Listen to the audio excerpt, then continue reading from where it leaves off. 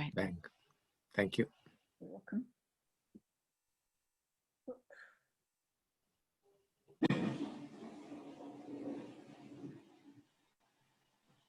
This is always the time everyone's popping up. There's quiet, you know, watching everyone emerge.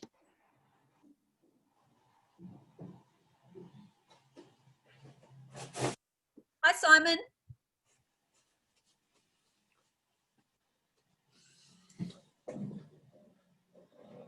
Hello, Ibrahim. Hi, Abraham. Hello, how are you? Hey, Ibrahim. Hi, Dan. Hey, Ibrahim. Hi, Sheriff.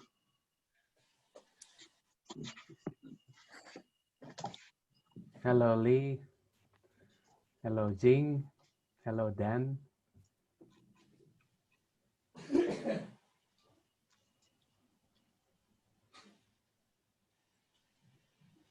Hi, everyone.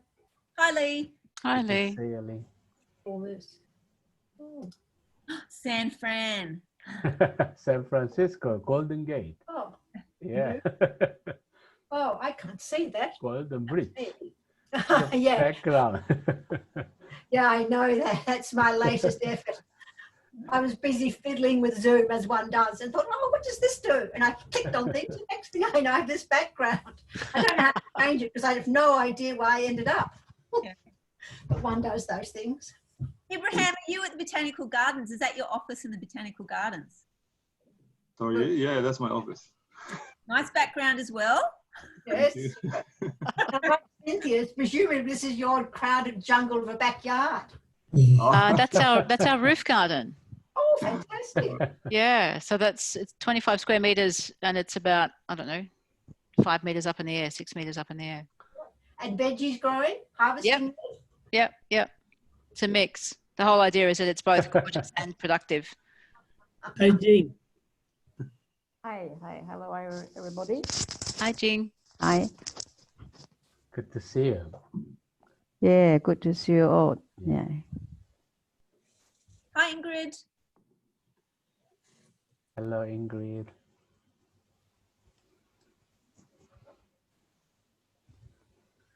There Hello, we go. Jeff. Hello. There we go. Thank you. Hi, Ingrid.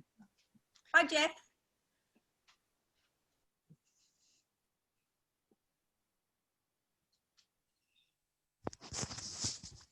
Hi, Jeff.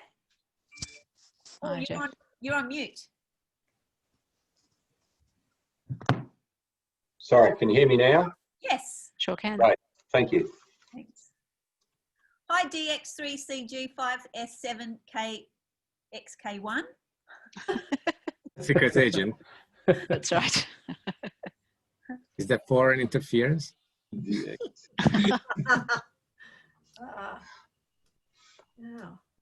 Oh.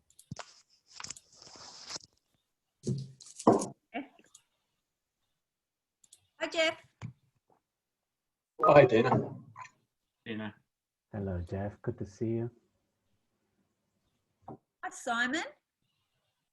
How are we? Good, thank you. G'day, Simon. Hi, Paul. Rachel. Hello. Dana and Sean, did you get an apology from Jude Adhikari from Celestino yet? No, I haven't. But okay, so he's texted me just about 30 minutes ago. He's just been called off to a sudden meeting that he can't get out of, so his apologies. So I'll just fill him in with whatever. Oh, no problem. No. Thanks, Simon. Hi, David. Hello, how are you? Let me see if I can turn on a video. Good to see you, David. How are you? Good. Hey, Greg. G'day, Thanks for David. coming.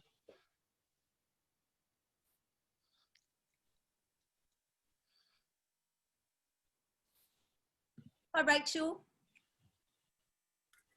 Hello, how are you? Thank you. Oops. Hello, Bernadette. Hello, Tim. Good to see you. Hello there.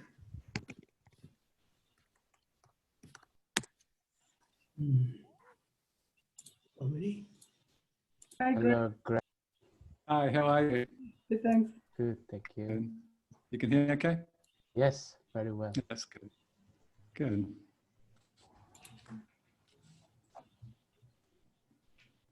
Hello, Korean investigator. Good to see you. Hello, good to see you. Yes, nice to meet you all. Welcome. Yeah.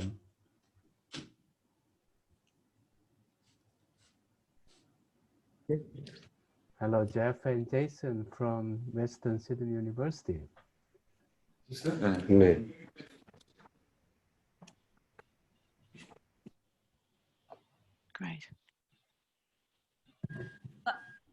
33 people. We're still waiting for probably another 10. Might give us a couple more minutes before we start.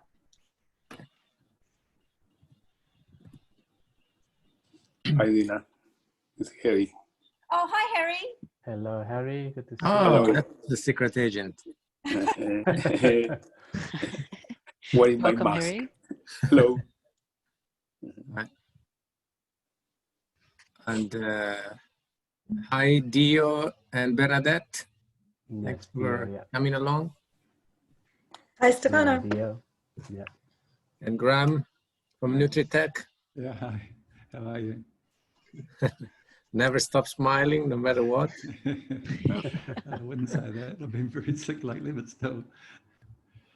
Graham, you all look like you're all ready to do an interview with us all. It's my podcast gear. I use it when I'm doing my podcast, so I just thought it's quite handy for this as well. Great.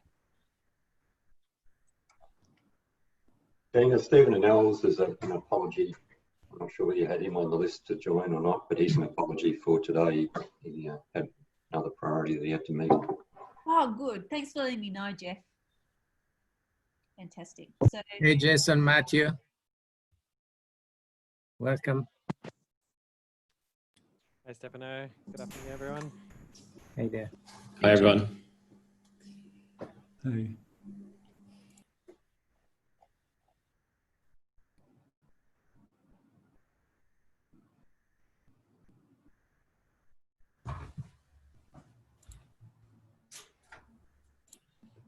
so it's about 5 past. We also have a couple of people who are going to come probably 15 minutes in. So we might start if everyone's okay, unless you know someone who's coming, who's on their way and we should be waiting for them.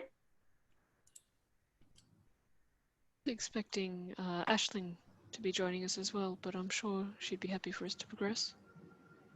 I don't think she's here yet. Thanks, Ingrid. Right, so I'm going to share my screen with you all now. Let's start off. And can everyone see that? Yeah. Fantastic. So thank you all so much for coming. It's great to see so many people across the whole value chain in the NiCE project. My name's Dina Pham. I'm a research director at the Institute for Sustainable Futures and one of the team members of the NiCE project as well.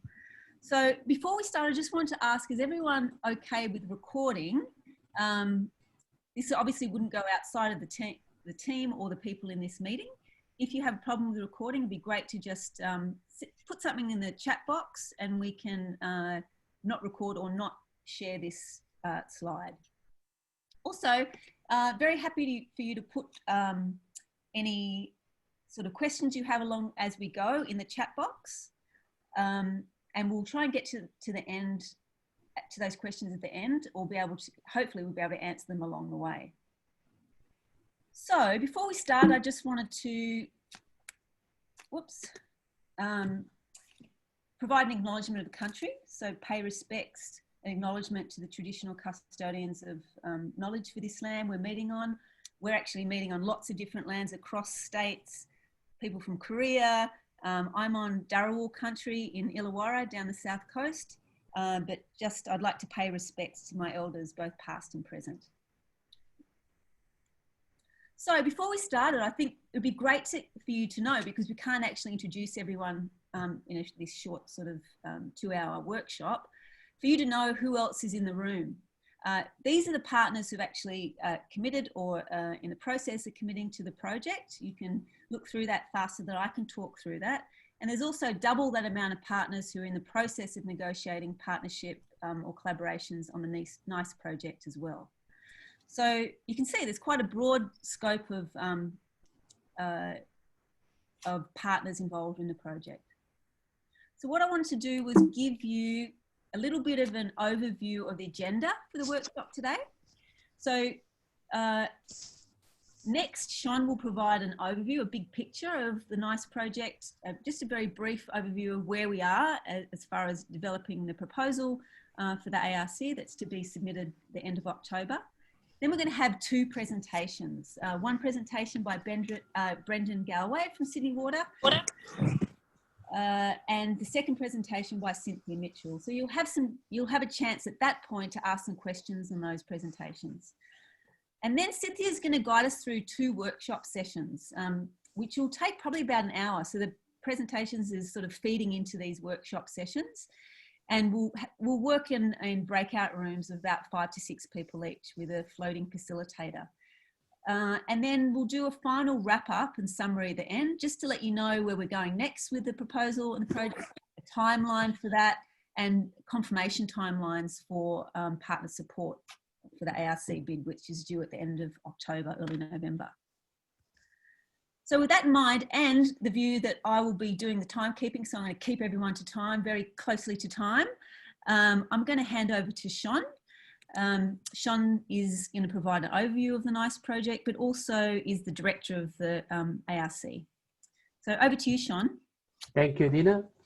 I'm very glad to see all of you. Thank you for coming for this workshop, and happy to share our progress of the NiCE project. Next. So this slide shows a typical nutrient cycle. So there are these terms, linear economy or circular economy. So this is the one of the examples for linear economy. This is what we do today. So if you look at our nutrient cycle, first we produce nitrogen. So nitrogen using Haber-Bosch process, which is very energy intensive. So we produce the ammonia or urea, and phosphorus comes from mining. So we produce the food, and then we consume food in the cities and communities, and then we discharge as a human waste and wastewater treatment plant to remove the nitrogen, phosphorus, and discharge to the environment, which is the contaminant, which will cause algae blooming. Also, we produce the gas pollutant, CO2 and NO2, which are the most climate change pollutant. So initially, nitrogen, phosphorus were nutrients, but at the end of the cycle, it changed to the just contaminant. So we do have to do something to convert this pollutant to this nutrient system. Next.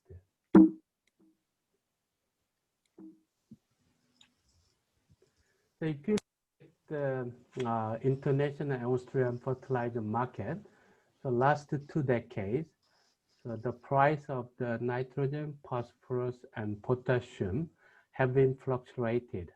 So you can see the nitrogen and potassium price is $200 per ton, and diammonium phosphate, it's almost $400. The global market for fertilizer is $150 billion. And we are facing the global shortage of nitrogen, phosphorus. In Australia, we use 1 million ton of nitrogen, 0.4 million ton phosphorus, and 0.2 million ton potassium. But mostly we are importing this kind of very important fertilizer. So we need to produce some organic fertilizer or bionutrient that can be locally produced. And our urine could potentially cover 10% of total market and 100% of liquid fertilizer market if we recover our urine from our Australian population. Next. So let's look at the resources recovered by the wastewater resource recovery facility in the United States today. So they recover water, biosolids, energy, phosphorus, and nitrogen. So if you look at the phosphorus and nitrogen, 21% of phosphorus, 11% of nitrogen have been recovered. However, still we need to increase the level of this resource recovery. So next. So if you look at the urine, the majority of the nutrient in wastewater. So urine volume is only 1% in total of wastewater volume. However, nitrogen concentration is almost 80% in wastewater. So you can imagine how much is diluted from our urine into wastewater. Phosphorus 65%, also micropollutant more than 50%. So if we collect this urine to convert fertilizer, so we can effectively operate the wastewater treatment plant. So that's our motivation to recover our urine as a fertilizer. Next. And urine diversion can enhance our food security by recovering nitrogen and phosphorus. Urine has more nitrogen phosphorus compared to the feces. Also reduce the energy associated with the fertilizer production and nutrient removal from wastewater. As I mentioned, Haber-Bosch process. So you need to produce the 1 kilogram of nitrogen. Also, when you remove nitrogen, 1 kilogram of nitrogen, 1 kilogram of phosphorus in a wastewater treatment plant, you need to spend more than $1 for the aeration and some of the operation cost in a wastewater treatment plant. So if we collect, we can have reducing this energy cost. Also reduce water consumption because we don't want to flushing the water for our urine. And improve the water quality because we don't have to discharge the nitrogen phosphorus in our waterways. So that's the main our advantage for urine diversion system. Next.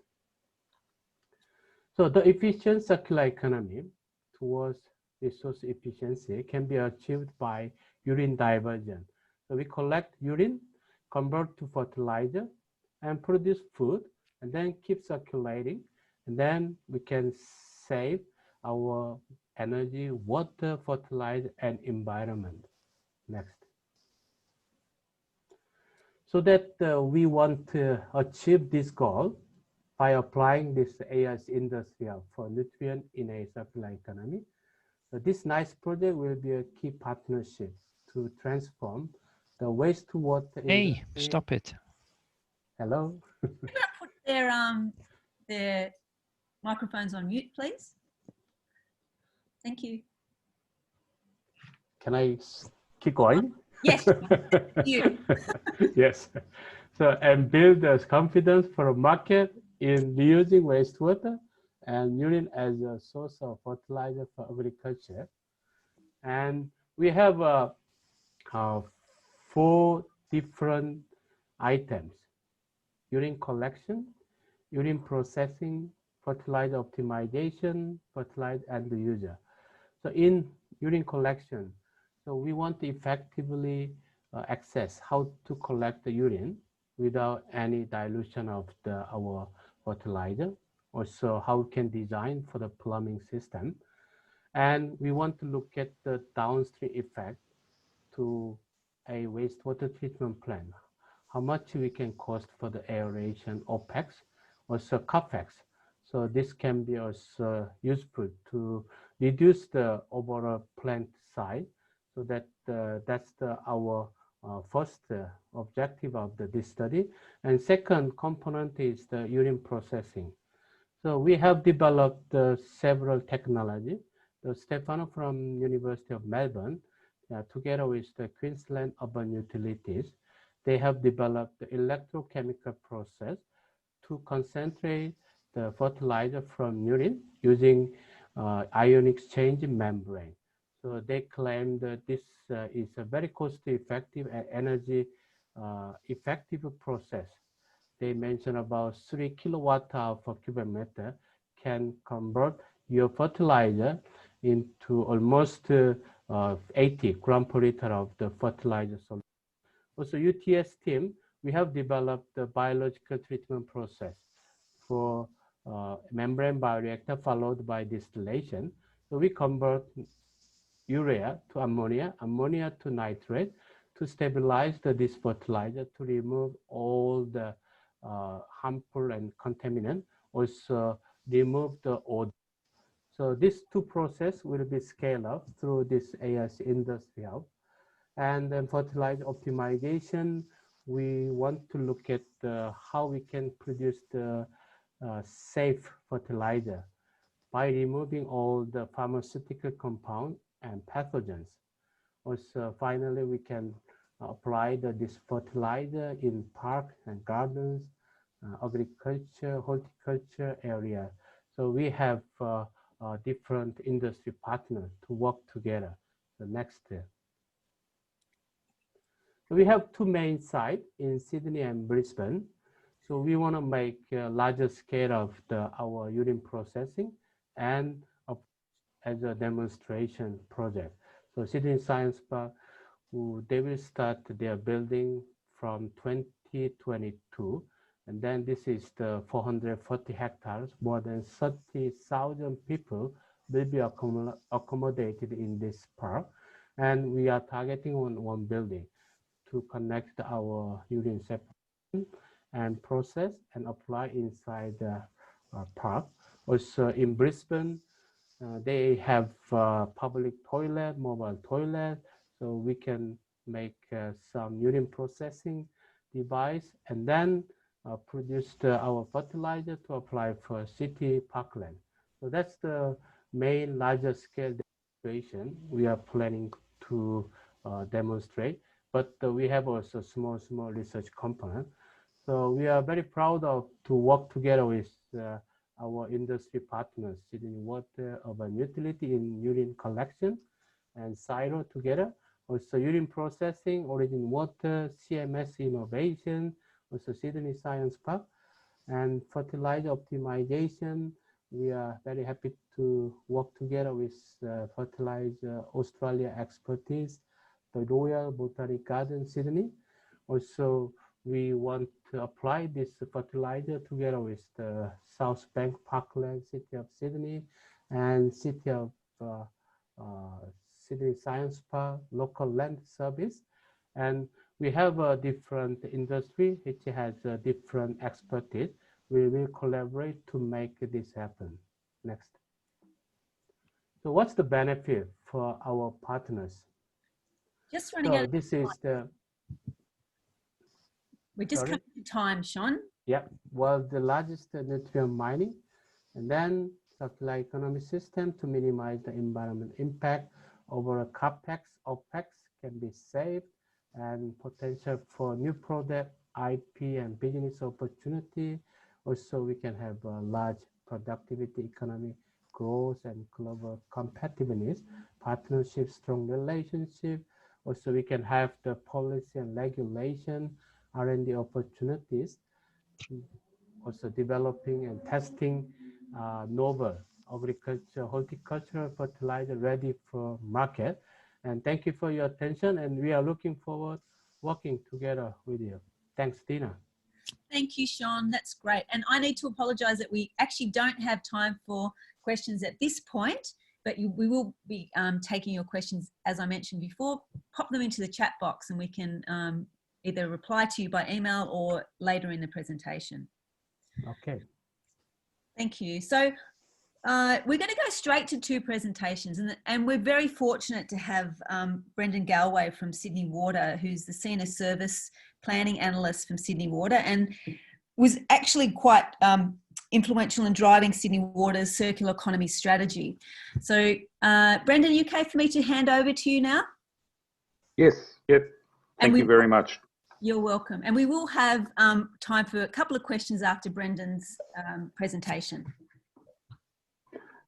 And after that, I will try and stay on time because I'm now a bit scared. So thank you for the opportunity. basically, this is broken into two parts. The first part is I want to talk to you about how we, the concept and our design process. And the second half of it is how we implemented that on a trial location, just to see what it would look like. So next slide, please. Do you want me to drive or you're right to drive, or I can't drive? I'm okay, Brendan. Okay, no worries. So just a bit of a background for those that don't know, that don't drink our lovely water or use our lovely wastewater systems. We supply over 551 gigalitres a day of drinking water to over 5 million people. And we collect over 564 billion litres of wastewater a year. From less properties of 1.9 million properties. We have 25 separate licensed systems, 26,000 kilometres worth of pipes, etc., 30 wastewater and water recycling plants, and 686 pumping stations. That's what it looks like now. But in the future, we know that Sydney's going to be changing. We expect by 2031 an extra 1.3 million people, over 570,000 new homes, and a significantly growing population across the whole of Sydney. Mind you, these statistics were pre-COVID, so we now know that the population may slow somewhat. So might need to update some of this stuff. Next slide, please. The process started on this part of the program about 2 years ago, just over 2 years ago, with the introduction of the New South Wales circular economy policy, or the draft policy. We brought them in to discuss with us what they were looking at, and we then started to think, what would that mean to Sydney Water? So on the back of that, we engaged WB Solutions to assist us in developing a circular economy approach. A small group of us got together with them and started to look at around the world what was available and what was out there. And we identified fairly quickly that there wasn't a lot out there when you start looking at circular economy from a water perspective. Traditionally, everything's done as a solids resource type of approach, garbage, waste management, that sort of stuff. So we understood that with the exception of a white paper from the Ellen MacArthur and the IWA paper, there wasn't a lot out there. So it would mean that we were going to have to do some extra work. Luckily for us, we had done some extra work, and this is the thank you to ISF from UTS ISF. We had engaged with ISF earlier on at a precinct level. They had conducted a review of what circular economy could look at within what we call GPOP, the Greater Parramatta Olympic Peninsula area, how we might be able to service them in a circular idea. And they had also provided us with a snapshot from around the world of what co-located circular economy projects would look like, similar to the old industrial ecology idea. So next paragraph, or next slide, please, sorry. What we did was different for us. WB Solutions wanted to co-create this with the organisation, and I think this is one of the biggest successes. We weren't able to take circular economy off the shelf and say, voila, this is it. We needed to actually make it as part of ourselves. So a small little group grew and grew, and I know Harry's on this call. Harry was part of that group. And we started co-creating. We had a number, felt like an endless number of workshops where we discussed various aspects of what we wanted circular economy and where we would wanted Sydney Water to be positioned. What came out of it, and these are a series of slides that will show you how we built up, we identified a vision, which was Sydney Water engages to rethink and create a greater value from water, materials and energy for future generations. And that vision became quite critical for us because it verbalized that what we wanted to see and where we wanted to position Sydney Water differently to a lot of other circular economy ideas was we wanted to look at it from a holistic point of view. We wanted to look at it from a water, we wanted to have a look at it from a material side and an energy. And that became critical for us as we got deeper and deeper into this. We then identified some strategic directions, which for us was we wanted to restore, we wanted to make circular economy restorative for us. We wanted to keep materials in use, and we wanted to focus on designing a circular design. We then developed some themes, and that was in keeping with our visions, which was the water, energy, materials, and that renew, regenerate process. The renew, regenerate process was not thought of originally, but it got included as we discussed more and more, especially with our representative, our archaeologist, Yvonne, and her relationship with local land councils and traditional owners. So we were starting to get a better understanding and a better idea of how traditional landholders viewed their local environment, and for them, obviously, circular economy is that's just normal. They had a very circular approach. They didn't have that linear approach that Western viewers did. So we built on those visions and principles, and basically we would bring in, as we grew, as we designed this out and built on it, we increased the amount of stakeholders. We included the innovation areas of our organisation and understood that we needed an open innovation type of approach to get this done. We very quickly understood that from a circular perspective, we can't do this alone. We're just one small player or one player, and we needed to be able to engage with our stakeholders.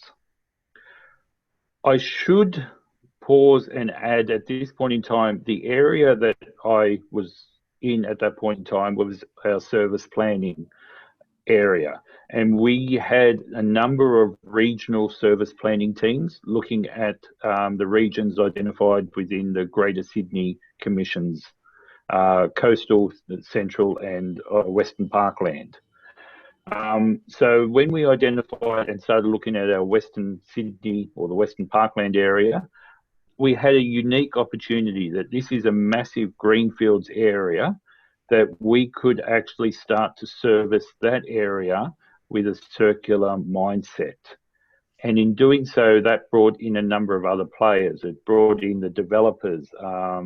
We've had discussions, obviously, with Celestino, with Sydney Science Park, and other people that are on this conversation. I'll move to the next slide. Thank you. And what we ended up with is this rather pretty picture, which I quite like. This is a summary diagram of what circular economy would look like within Sydney Water as perceived by this plan. It's basically our roadmap focused around the water, the regenerate, the materials and the energy, but bringing in all of those stakeholders, bringing in all of those areas within Sydney Water, and all coming back to that singular vision that we started with at the right at the beginning.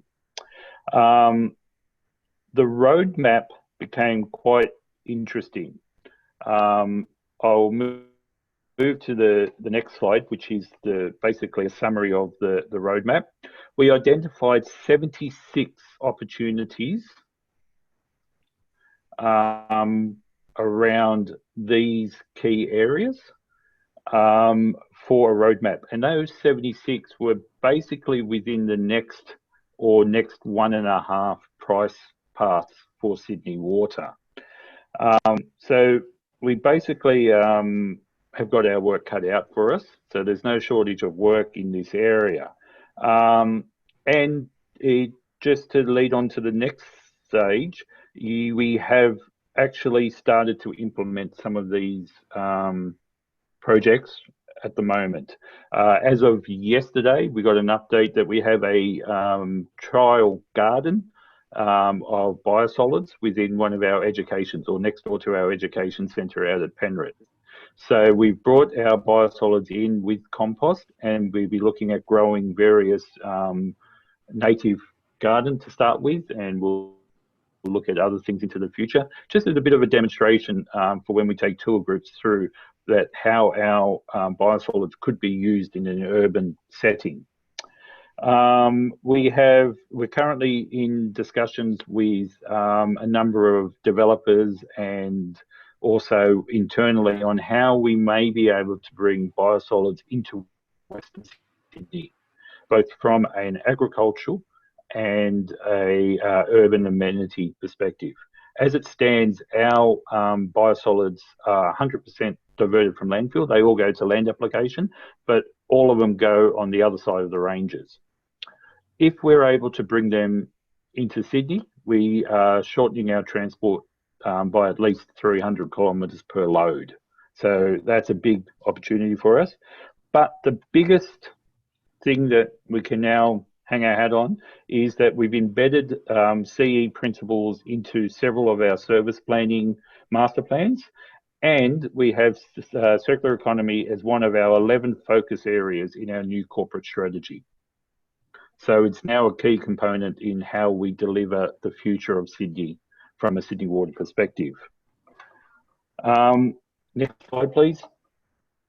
Just from to how we're looking at this in a practical perspective, we took those ideas and examined at a desktop level what this could mean to our service planning for Western Sydney, for that Western Parkland area.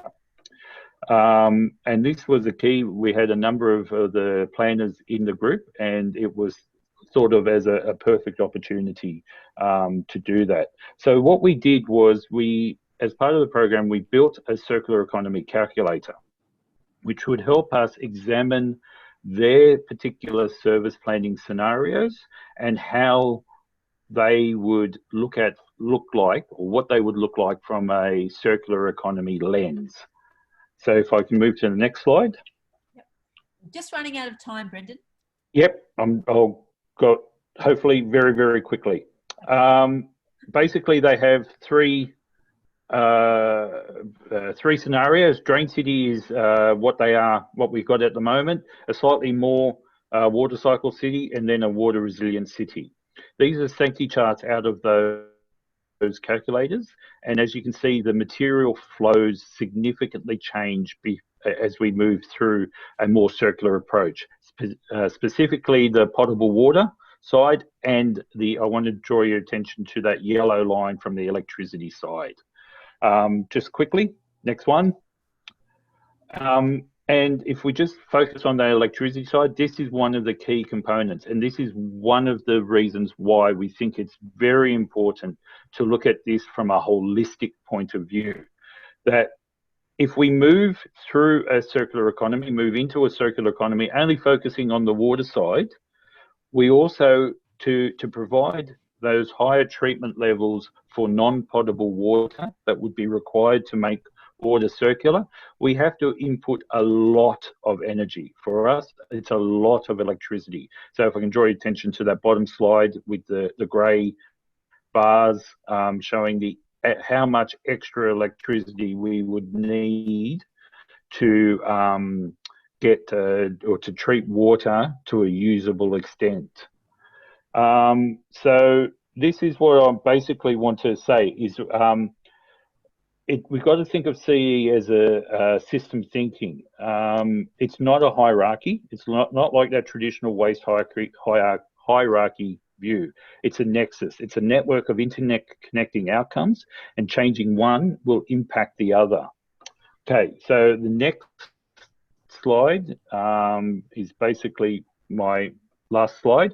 We started the process of wondering what water would look like in a circular economy, and I think we ended the process where we understood that, especially from a Western Sydney perspective, water is actually at the centre. It's a key component to unlocking the circular economy at a precinct or a regional level.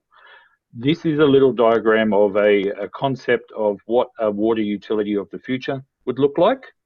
And you'll be happy to see that we've got phosphorus and nitrogen on there.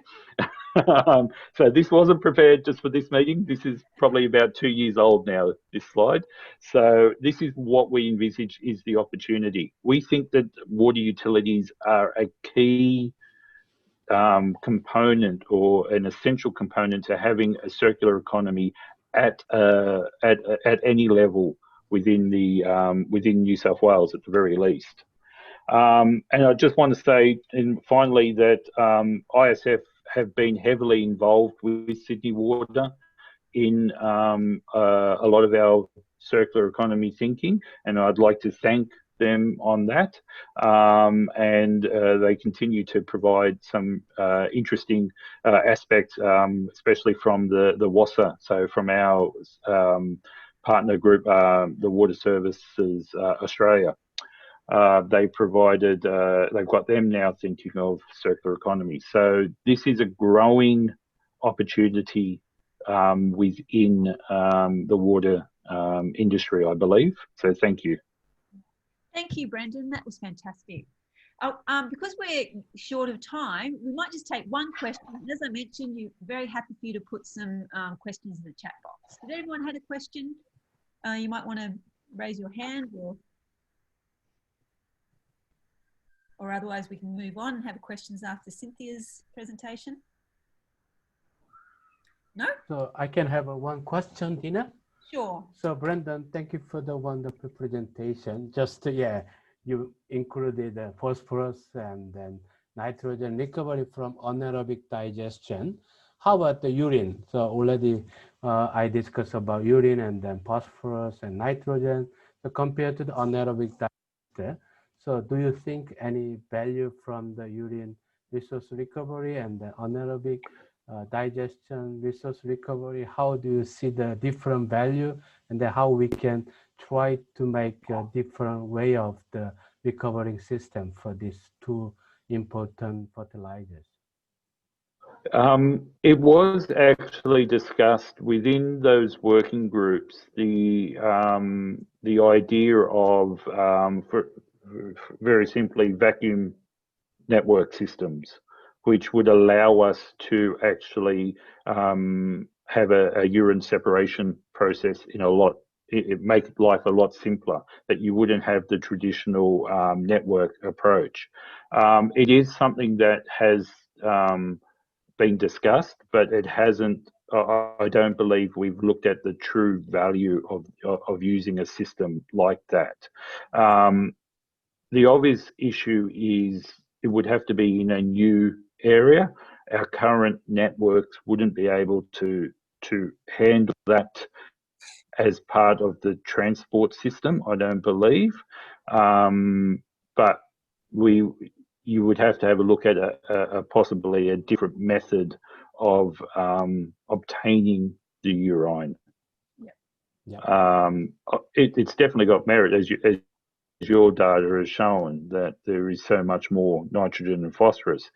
I don't have the figures available, but we do have the figures within our organisation of how much energy we use within our biological systems on the plant, which is that whole nitrifying, denitrifying approach. So we have some really good information on the energy demand that process requires. Great. Thank you, Brendan. We actually have another question about the biggest uncertainties they have within your roadmap, but we might actually get you to answer that question closer to the end of the presentation, because we're actually running a bit over time, if that's okay, Tim. Sure. Thank you very much. So the next presentation is by Cynthia Mitchell. Cynthia is a distinguished professor at ISF, is also the Deputy Director at ISF. And I'll hand over to you, Cynthia, to talk about the international perspective of urine diversion and future water services. Cool. Thank you, Dina. So what we're going to do now is kind of helicopter out a little bit. The invitation from Sean and Dina and Stefano to me was to position what we're talking about here within the kind of international stage. Next slide, please, Dina. And so there's two things I'm going to talk about. One is a paper that was just published a couple of months ago, which is a research agenda for the future of urban water management, very relevant to our urine diversion work here. And the second is about a demonstration process in Switzerland that we might be able to learn from. Both of these draw on a position I have with the Swiss Federal Water Research Institute it's called a protosynthesis professor. So I just want to acknowledge AWAG's support for this, or earwig as some people call them. Next slide, please. So we're going to focus first on this research agenda and on this paper. Next slide, please, Dina. So the problem that sat behind this paper is the idea that historical systems, our water systems, have served us really well, but they can't meet the challenges that we face now. And there's all sorts of promising alternatives are popping up, but they're isolated. It's not, the scale of change is not what we think we need. And through the process of this workshop and this conversation with a whole lot of people, as you saw the authors on the paper, we came to the view that actually it's about needing to have the technologies and the institutions and needing to recognize that they are so highly intertwined and interdependent. And so we need to co-evolve both the technologies and the institutions into new sorts of collaborations that can deliver the services that we need. And so there's a research agenda that is needed to support that shift into a different way of being. So the process was 35 leading industry and academic researchers, so from utilities, private sector, as well as many universities and research institutes around the world. 4 days in a hardship posting in Switzerland, as you can see from the photo, and a year to bring together all of the different ideas and write it up. Next slide, please. This is the graphical abstract, and it basically says what I've just been talking about for the paper. So you have technical systems and social systems that overlap in our conventional history. We need a socio-technical transition, both of those things, powered by research to move towards a multifaceted way of delivering urban water services. And that multifaceted, if we start with a grid focus, then what we're talking about is hybrid systems. We had thought experiments. So the hybrid system was in fact urine diversion, that's the little yellow bits, and rainwater systems, small grid systems with black and grey water treatment locally, and non-grid systems, so independent households. Next slide, please, Dina. And the perhaps not so surprising outcome of this workshop, because these were not, in the main, these were not transdisciplinary folk. I identify as a TD person, but these were in the main disciplinary specialists. And they came to the view that actually we need a transdisciplinary research agenda because there's a whole lot of institutional changes that are necessary to underpin the technological changes that we're talking about here. Next slide, please. And it's tricky.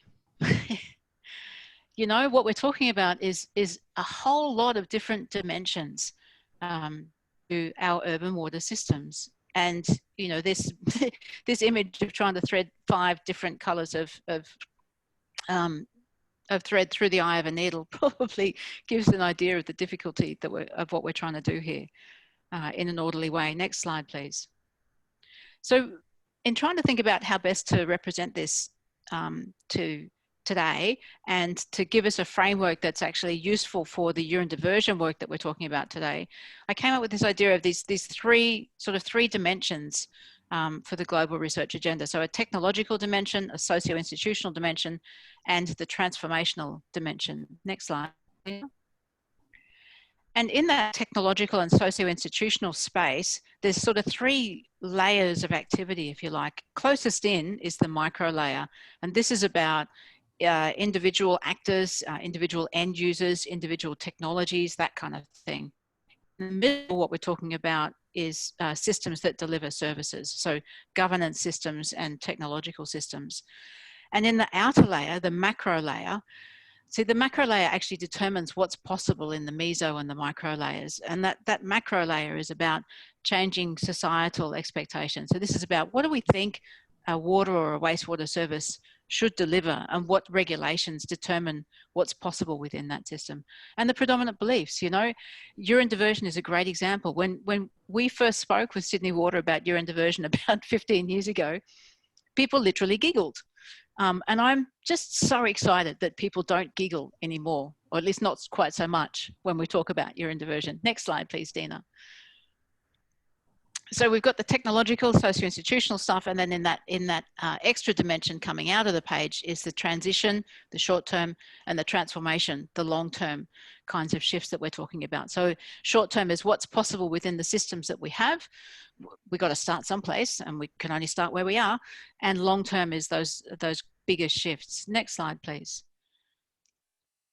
So the point here is to say that there are all sorts of moving parts in this global research agenda for the urban water sector in general, and for urine diversion in particular.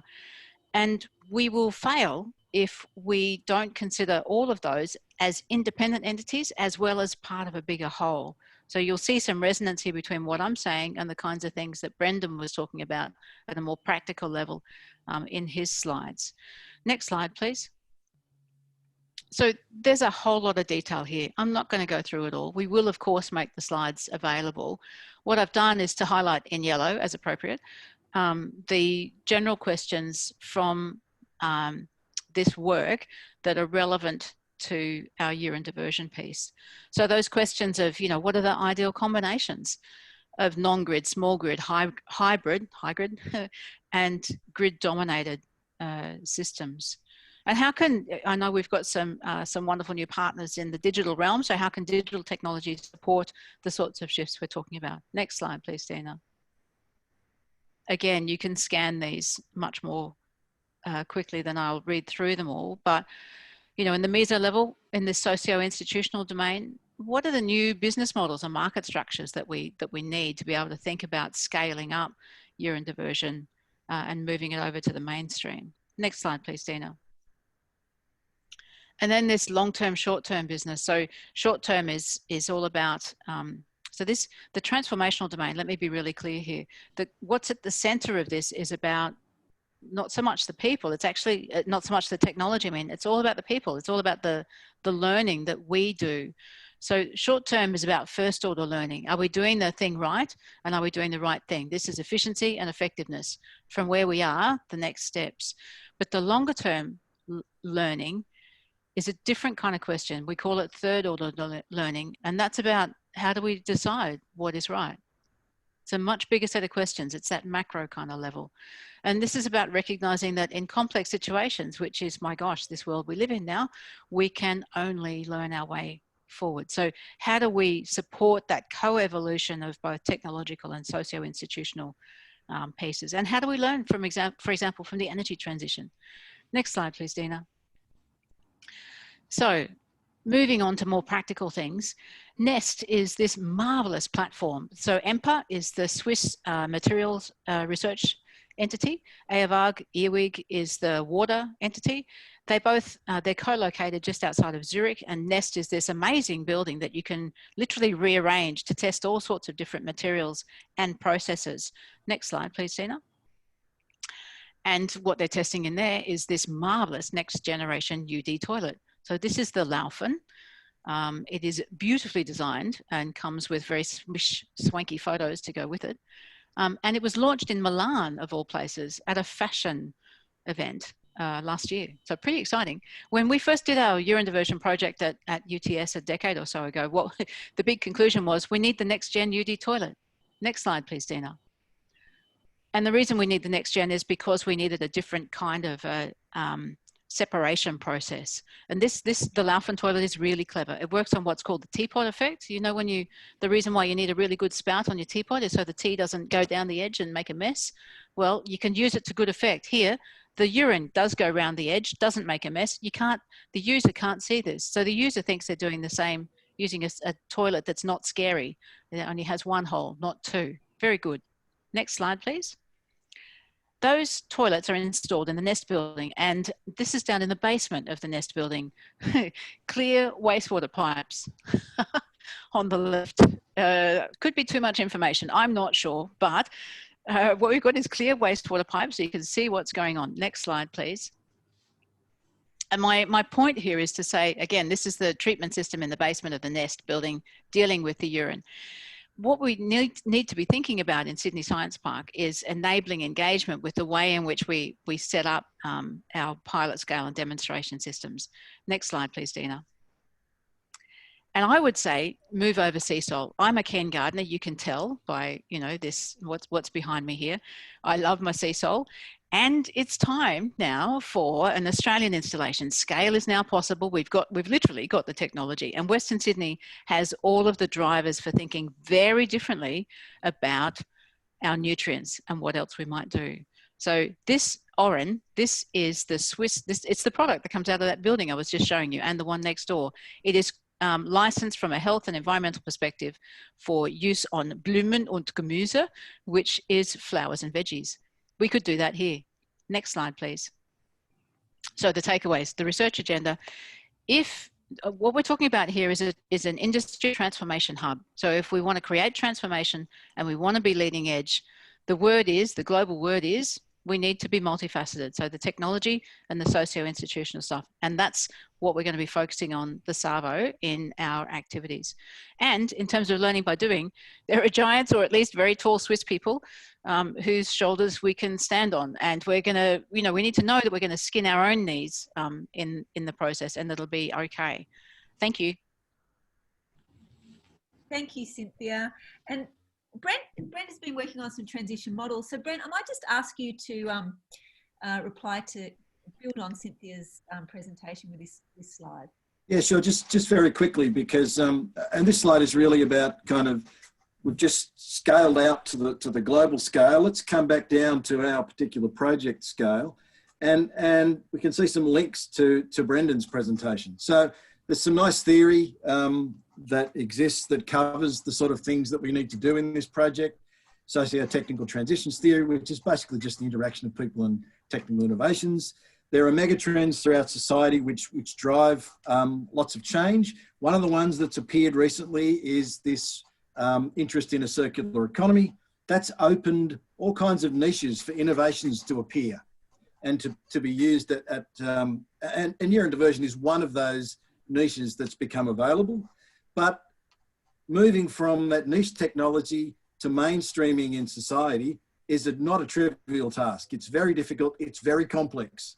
And for every innovation that succeeds, there are probably hundreds that fail that we never hear about.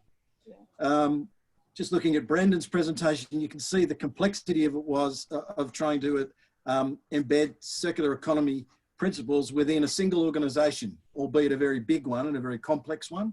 So just moving into the participatory part of the presentation, I just want you to think about some questions. So in this project, we need to engage people in things like knowledge development and how we diffuse that knowledge throughout urban systems.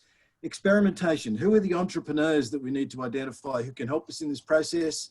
What are the policy changes? Do we need some incentives in place to make this happen?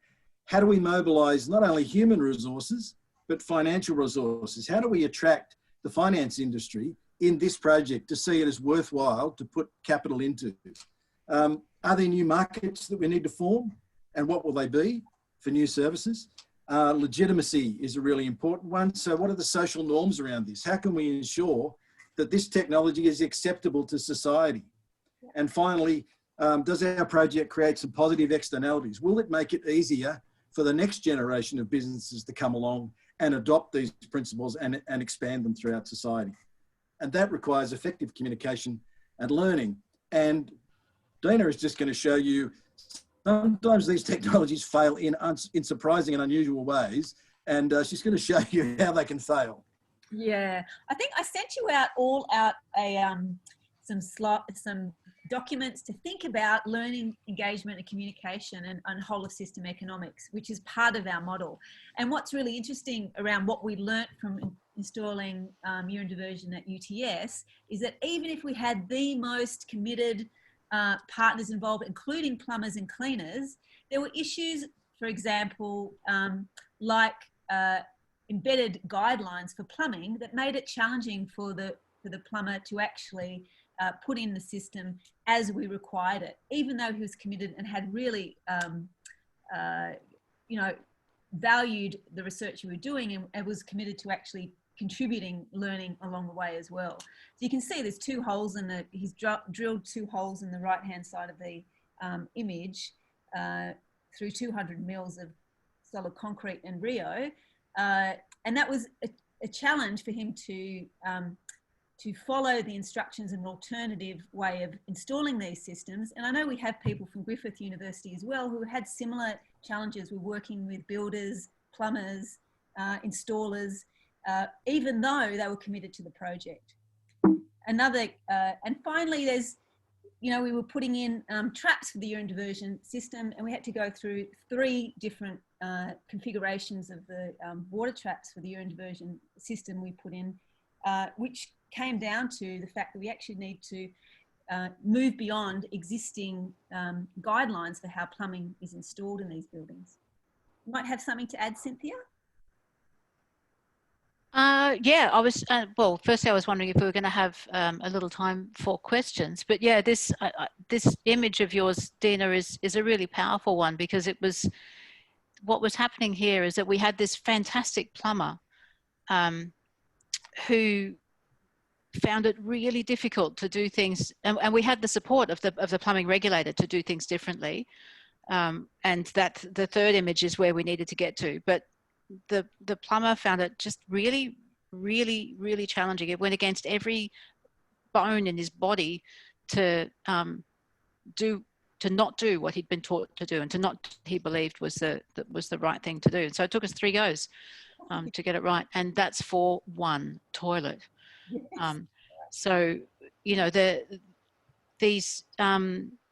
the sorts of shifts that are required with these new technologies are significant at the individual level, as well as being significant at the corporate level, I guess, is what I would say.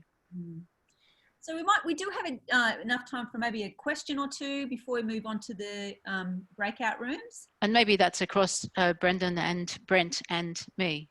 That would be great.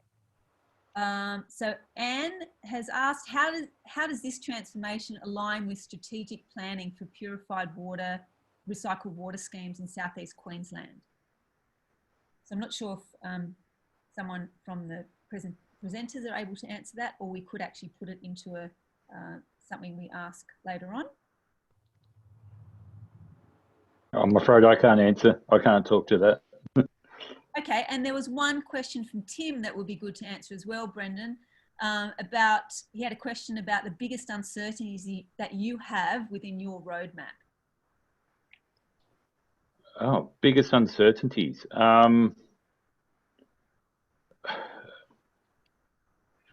One of the, probably a very, very large uncertainty is the acceptance of what we're trying to show, that circular economy is more than just materials. Beyond, so the New South Wales government policy, the DPI are very focused on the material side, and you understand where that comes from. It's come about as a repercussion of the China sword policy.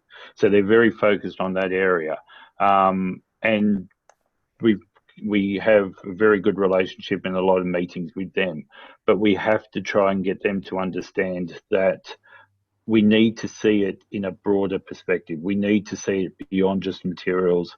We need to see it that it includes water, that it includes energy, because it is a nexus approach that we need to be talking about.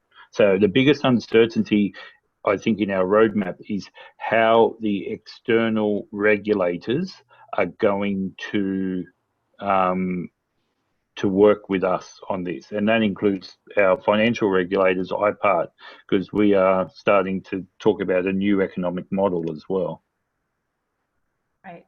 Thank you for that answer. Thank you for your feedback, Brendan. So we're going to move on to, unless there's one more question for anyone, we might move on to the breakout rooms. Adina, maybe should I just spend 30 seconds to address Anne's question? Yes. Yeah, so water recycling and urine recycling are really not clashing with each other. So they can perfectly go hand in hand. So I'm talking from a technology point of view. There's really no disadvantage of separating urine up front for the ability to purify water downstream. In fact, there could be some benefits, although there would be small benefits, but the biggest synergy is that if you're doing urine diversion, most likely using less water for flushing or no water at all, you can reach up to 20% water saving. So that will simplify the water recycling scheme, because you will have less water to go around. So you will be winning also on that side. So that was my token for that. Great. Thank you, Stefano. And so we're going to move now to the breakout rooms. And I'm going to hand over to Cynthia to lead us through the interactive session. Great, thank you, Dina. Could we go to the next slide, please? Great, thank you. So, folks, what we've got is 2 activities this afternoon, and I'm going to just give you a bit of an overview of them, and then a bit more detail about this one. So, the first one, what we want you to do is to think about those questions that Brent was framing in his presentation, and what we're using here is a framework that Dina and I and others developed. Well, it actually comes out of 20 years of our work at the Institute for Sustainable Futures about the sort of ways of structuring a project up front to make sure that you end up where you want to at the other end of the project. So this is the outcome spaces, and what we want you to do is to answer these 3 questions. We're going to use Google Jamboard. I'm guessing that everyone is familiar, or enough people are familiar that we'll have a familiar person in each breakout group. You'll be in groups of 5 or 6 or so. So we want you to talk about and make sure that you capture, please, on the Google Jamboard, responses to these 3 questions. What's the change? And we want you to think about this obviously from the perspective of your organization, because this project is about industry transformation. And so it's not about us as researchers, it's actually about industry transformation. So we need to know what matters from your perspective, and that's what we're trying to elicit here. So what's the change that you want to see in the situation around urine diversion and potential reuse? And in your world, what communications, what evidence would help to create that change? So in other words, what kinds of questions, what kinds of outputs do you need in order to be able to help to create that change? And thinking about Brent's questions around stakeholders and who's involved and who might help or hinder this kind of project, and who else needs to be involved. This last question is about that learning thing. So who needs to learn what in the NiCE project, so people who are actually in it, and who needs to learn what from the NiCE project, so people who are associated with it or who will be impacted by the project, but who might not be actually in it. So what's the change you want to see in the situation? What evidence, what outputs would help you to make that change in your world? And who needs to learn what in order to progress things? And, you know, for example, I had a private comment on the chat about, gosh, that Swiss product looks interesting, but would Aussie gardeners really be interested in that kind of thing? So that's a really terrific contribution, because what it says is, well, we'd need to work out what it would take to shift some Aussie gardeners not the whole market, obviously, but some Aussie gardeners to see this as a really valuable way of fertilising their gardens, and perhaps even less smelly than sea salt. You never know. So we'll take about, let's check the time. We'll take about 25 minutes in this. What's going to happen is that Dina's going to send us out into breakout groups. There's a few of us who'll be roving around, so we're going to come and check on you. So we're going to make sure that you're actually doing the activity and that you know how to use Jamboards.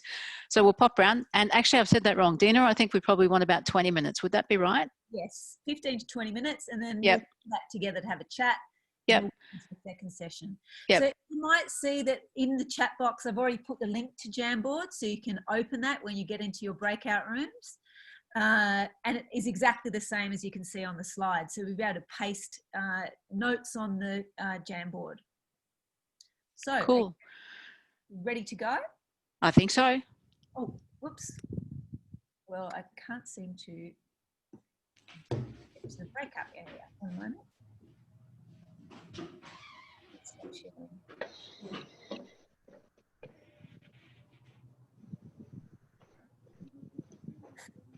Dina?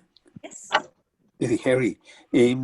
I'm working on my mobile. Is it okay to go to any of the breakout groups? Or? Yes, you can. It'll work the same. Yeah. So It'll Right. be fine, Yeah. Harry. Yep. I'm going to thank break you. you out now. There's 35 participants in 7 rooms. So look forward to seeing you soon. All right. Thanks.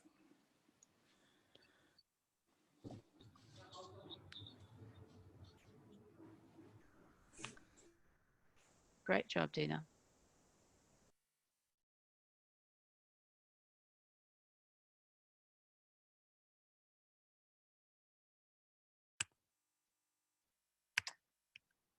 Excellent.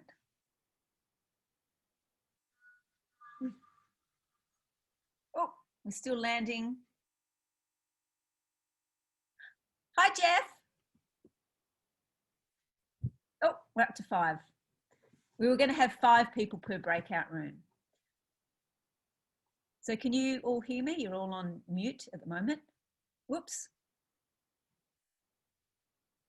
Lee, Sean. I can. Excellent. For those of you who don't know, my role here is that I work on ARC grants. And so I'm just looking at where it would fit in with the industry hub and that sort of thing here. So kind of leave me be while I just get my little headspace around to work out a couple of issues I think that we've raised. But once I know, I'll let you know. Yeah, no problem. So it's interesting because we are the only one with 2 people in the breakout rooms. I'm not quite sure why. Oh. So it's just the 2 of us, it seems. Well, I've got my little screen down the bottom and I just hit a button. How's that one going? Oh, what do you mean you hit a button? Well, it came up and said, do you want to join the breakout room? So I said, yes. Oh, good. So why that's, not? It looks like it's you and I. It looks like it's you and I, Lee. Why? I'll close and off at 3. Why don't I close it up for you? Leave. I don't want to leave meeting. Is a breakout room meeting? No, we stay in this room. This is the room to stay in. Oh, okay. And have you seen the Jamboard link in the chat box? No. Okay, so in the chat box, have you used the chat box function before at the bottom of the screen? Yeah, what's there? What's the saying here? All right, Zoom group chat. Yeah, so look in the chat box, copy the Jamboard link. Wait a minute. I'm technologically challenged, you know that. Oh, Jamboard. Oh, is that what they are? Okay, let me see if that's going to work. Oh, I don't know. Have you copied it?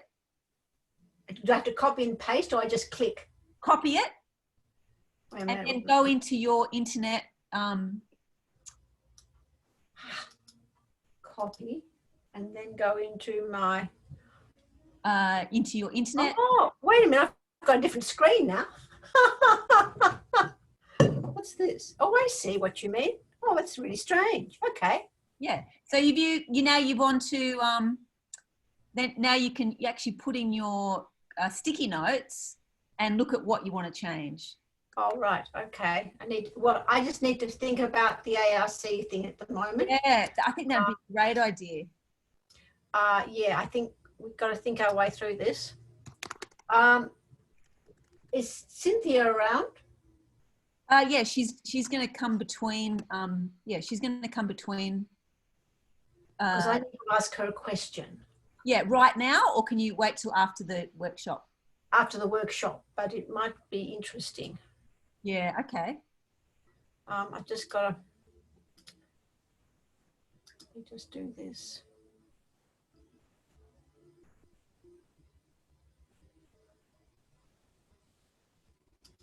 Are you on the first jam on the slide 1?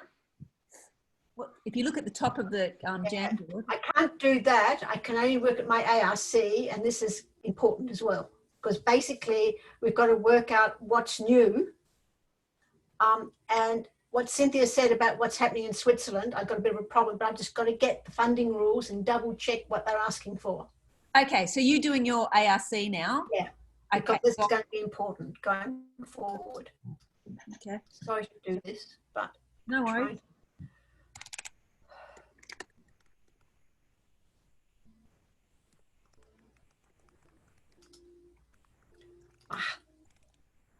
Go down here.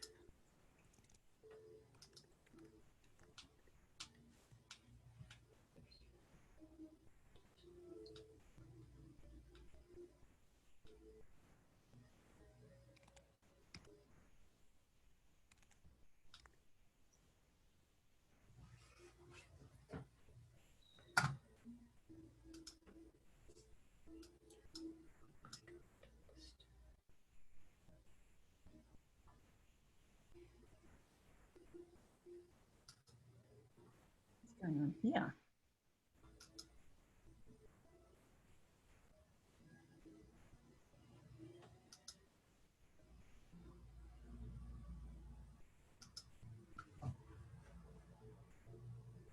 Okay, Lee, I'm just going to move between the breakout rooms. Goodbye. I'll be back. That's all right. I'm happy on my own here. Right, so.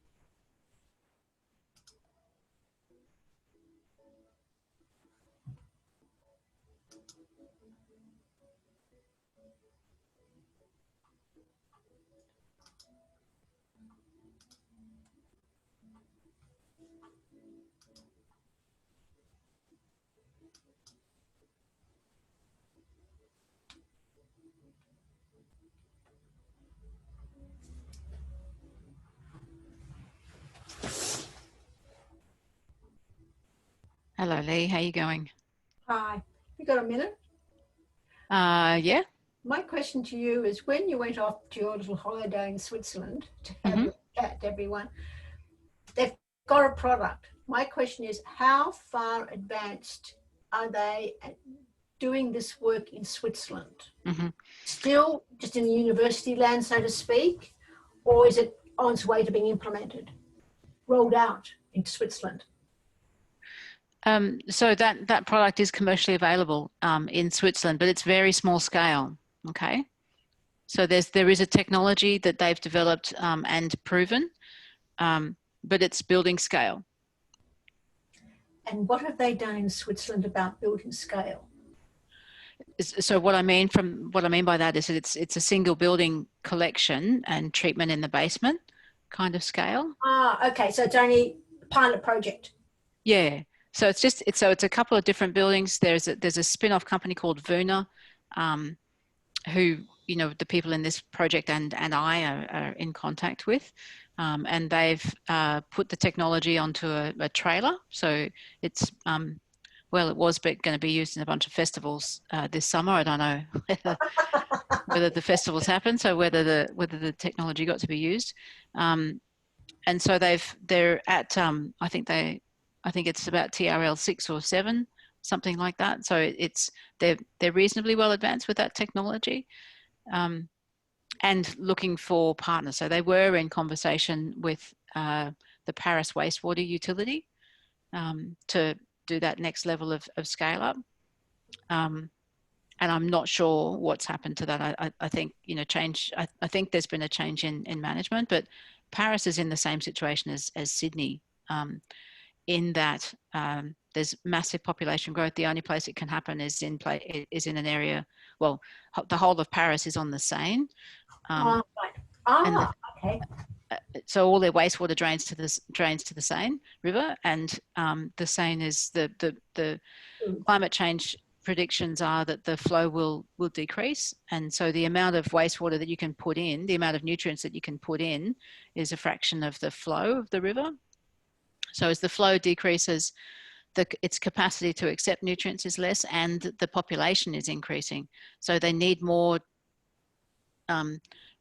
treatment in order to be able to put wastewater into the river. So either you put more treatment and it gets more expensive the more treatment that you add, or you pull the urine out up front. So they're looking at urine diversion in these new development areas in Paris. Okay. Next question. The new airport out at Western Sydney Way, do you think you'll be able to incorporate these ideas into that building design? It has to be incorporated into the building design. The idea is that with CSIRO and the Science Park and Celestino, the developers, is that there will be the opportunity to actually put these systems in an integrated way. Okay, that's all right. All right, I think we're okay. Because at one stage, when someone was, I think you were talking about the Switzerland stuff, and you actually produced the fertilizer. The alarm bell said, "Oh my God, there's nothing." It's already done. Yeah. No, it's the problem is scaling it. Yes. And that's interesting. Yeah. The next question is, how easy is it to get it out of the drugs, inverted commas, out of urine? Is it just a matter of getting the membranes right, and that's where Sean's involved? It can be done, and they presumably are doing it in Switzerland? Yes, it can be done. No, it's not membranes. It's an activated carbon process that happens at the end of the. So it's a couple of. There are, depending on what the different micropollutants are, there are different ways in which they get removed. But that is part of. I know that is part of the regulatory approvals process in Switzerland. And so that's drugs, which to me are like chemical compounds. Yeah. What about viruses like COVID? When they've tested in Italy and they found in the sewage that it was back there in November, January and December. Yeah. How do you get that virus kind of out, the flu, out of the system? So that's about the treatment technology as well, and about the sort of the range of ways in which you do it. So these guys, Stefano and Sean have different approaches. So they're sort of parallel approaches, and what they've cleverly decided is to join forces rather than kind of belt on in different directions. So joining forces means that they'll actually be able to look at the two options and see, you know, trial them under different conditions, under similar conditions rather, and see what the costs actually look like. So it's possible, and it's because you can't, you need to remove viruses anyway. So COVID is sort of now here for everyone, but you need to be able to sell a sterile product. Yes. So a product that doesn't have stuff living in it. Yeah. Okay. Okay. I think we're okay. We're okay then.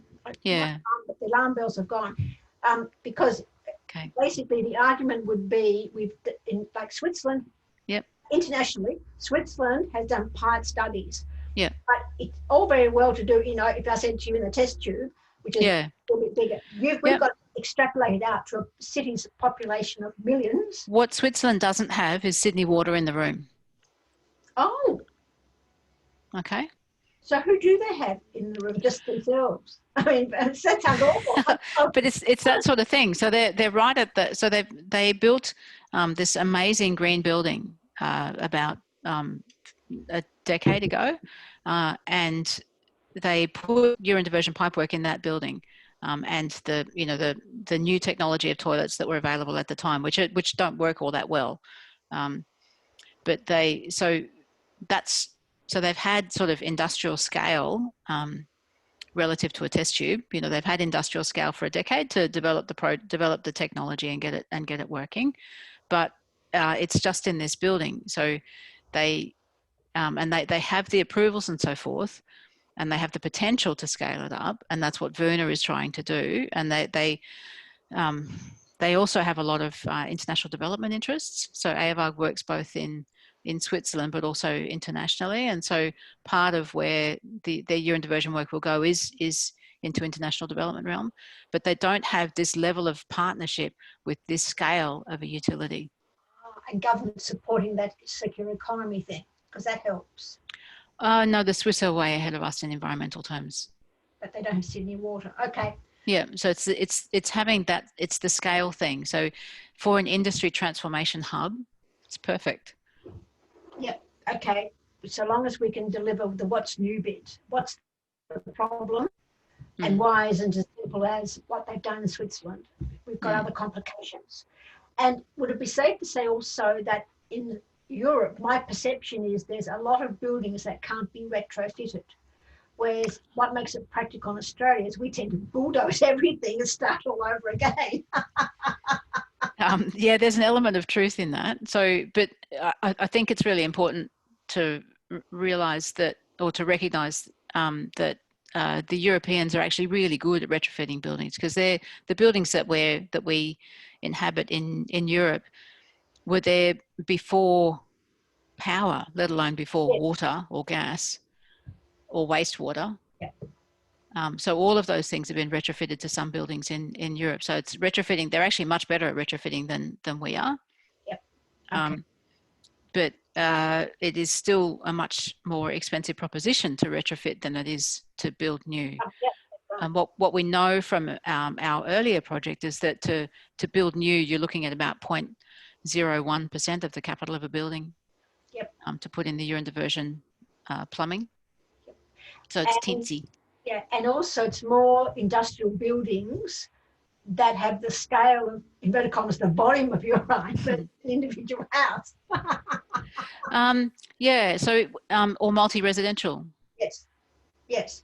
So, and it's easy to collect because you're going to have gravity coming down to a basement. Yeah, and that's how sewage always works. But in terms of the sort of pilot scale systems, which would be at the base of large buildings, because the Swiss example is actually quite it's a lovely building, but there's not that many bodies in it. The volume isn't there. No, it was an early design in terms of how to get the thermal properties of the thing to work, and so there's a giant void in the middle, which is gorgeous, but it means that there's just people around the outside. So there's right. Next question. When you talked about the plumbing issues, the plumber didn't know how to install it and do all yeah. Who regulates that? Is it So there is a plumbing regulator, and we had them involved in our previous project, and we're in the process of trying to get them involved in this project. But they're much more. The guy that we had is retired. He was brilliant, but the word on the street is that the plumbing regulator now is much more of a dotting I's, crossing T's kind of an entity. So it's moved to the Office of Fair Trading, and different people involved now. Yeah. But have you not got the Office of the Chief Scientist in New South Wales involved? Can't remember. Yeah, I don't know if they're involved yet.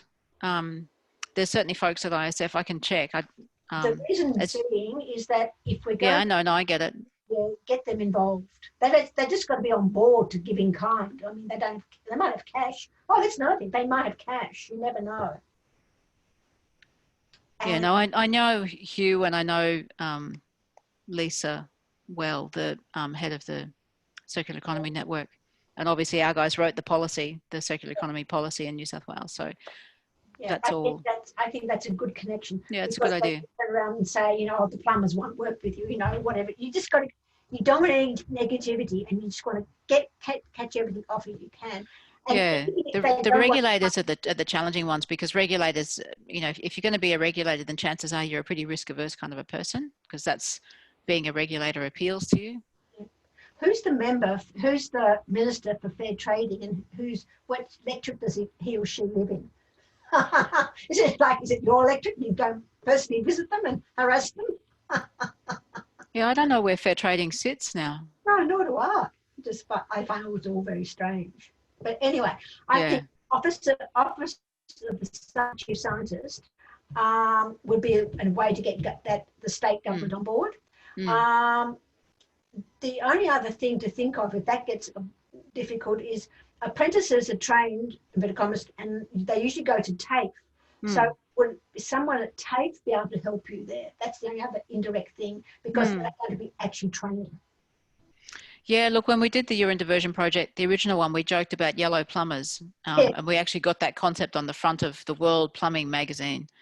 But don't forget, isn't there not a Master Plumbers Association? So you've got the regulator who regulates, but you could also got the Plumbing Association, the professional mob, and they have input into everything else. Okay, we've got to go.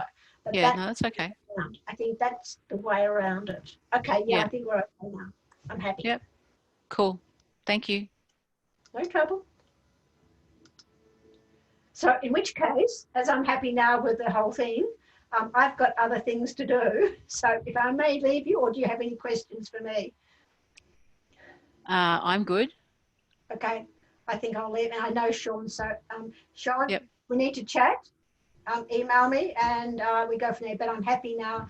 That looks like a really good industry hub. Just got to make sure we don't pretend that it's all been done before. We've got to have something new. And I've talked to Cynthia, and I think we're on the right page. Okay, so bye everyone. Bye. Thanks, Lee. We'll be in touch. Bye-bye. So Cynthia, as people are coming in, is that your garden, or is it just a picture of a garden? No, that's my garden. It's a very impressive garden. Yeah, that's our roof garden upstairs. Nice. We did a sustainability reno at home in 2015, and put a roof garden on the new bit. Very nice. And that's it in June this year. All the veggies there going, yes.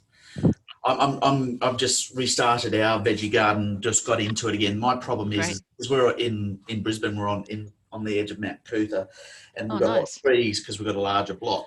Yeah. And trees are my enemy for vegetables. For shame. Okay, I think, Dina, I think we might have everybody back now. See you, Jason. You're on mute, matey. We got everybody back? No, you're on. Still can't hear you. You went on and now that's it. Gotcha.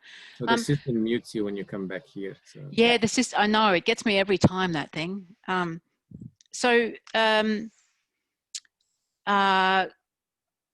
You're our time meister, Dina. Have we got time for a couple of bits of feedback from people, comments from people? Yeah, sure. Before we go into the next breakout, or we can, yes, definitely. And we can actually share the Jamboard if you'd like to as well. Either way you like to do this. I'm conscious of the time. And I reckon it might be good if we go back out to the breakout sessions and then come back and have one conversation at the end. Okay. Does that sound all right, people? Yep. Yeah. So if we could go back up, oh, hang on. Can we go back up, Dina? Can we go to that, the slide sharing of for session 2? Yep. Thank you. That's great.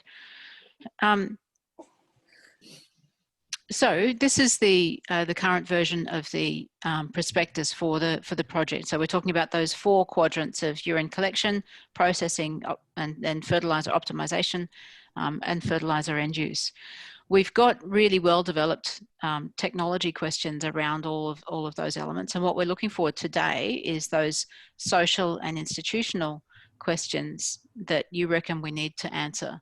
So depending on which quadrant or quadrants you're sitting in, you're representing today, and I think most of us are across a number of those. What we're going to do is go back out into breakout groups. It's the second half of the Jamboard, same process as before. Find a Jamboard that doesn't have anybody else scribbling on it yet, and scribble away to your heart's content. So what we want this time is the research questions that you have for the social and institutional parts of each one of those quadrants. Questions?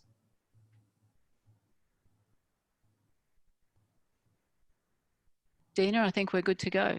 Okay. So we probably want, what do you think? If we come back, if we just want maybe 10 or 12 minutes in this one, and then we'll come back, give us 15 minutes at the end. So 10 minutes or so. What do you reckon? Great idea. We'll see you soon, 15 minutes. Cool. So Dina, just while people are going out to their breakout rooms, I could not work out how to go to a different breakout group. Oh. I could get out of the one I was in, but I couldn't work out how to go to a different one, Okay. which in the end was fine because I allayed some concerns that people had. Lee had. Yeah. Well, you are a co-host, so you click on join and it will join into another one. You click on join to the group that you want to join. Hi everyone. Okay, I'm going to join the breakout room and see if I can do it this time. Okay. Thanks. Thank you. Everyone's moving all over the place, aren't they? Hi, Saeed. Hello. Should I move to somewhere? I cannot see any joining. I joined late. Oh, okay, no problem.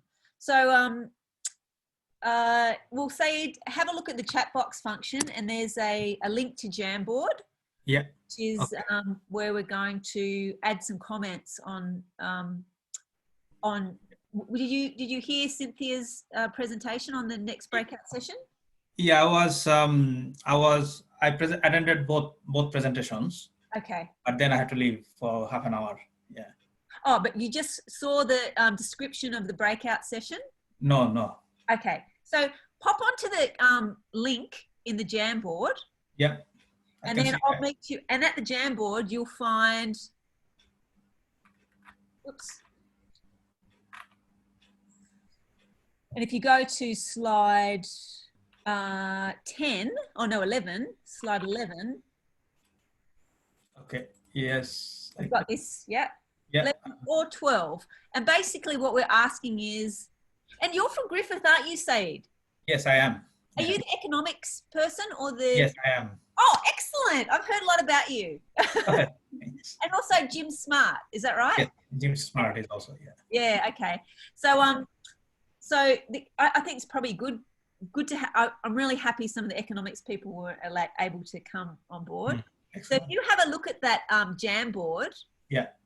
What we wanted to, the question we were asking people, and people are coming from a completely different perspective as well, but what are the social and institutional questions that we need to answer at each of these quadrants? Because they're actually isolated at the moment, but we'll be sort of working across them. What social institutional questions do we need to ask about collection and processing of urine, and then fertilizer production application? Yeah. you might have some ideas about that. Yeah, we did have some ideas, and we did had a meeting about this. Oh, good. Yesterday at Griffith. Yeah. So if it's okay with you, I can share some of the ideas with you now. Fantastic. Yeah. So Does it fit into this model? Can I add some comments as you're talking to the model? Does it answer these questions? Yeah. So one thing is, we are thinking that the diagram is really nice and very good. Yeah. What we are thinking that are you going to divide the activities also in these 3 or 4 quadrants or not? Because you have this whole system economy at the top, but if you don't have any dedicated team who is actively thinking about that, yeah, then don't know, like the alignment was not completely clear. Yeah, and yeah, that's right. And part of you, as you probably know, writing an ARC grant that takes into consideration learning, engagement, communication, whole system economics, agricultural, technology issues, optimization, it's impossible. It won't be successful. So this is the model we'll use to be able to think through those projects. And I think Cara sent me through a matrix of the projects that you could do at Griffith. And the idea that this whole system economics has to take into consideration all 4 of these research areas, but there needs to be some integration across them. And that's the challenging part. So if you have questions about that and want to bring them up, that would be great. Okay, that's helpful. Yeah. Other thing, we are thinking that those are more specific project ideas, like you're talking about engagement, you're talking about values, preferences.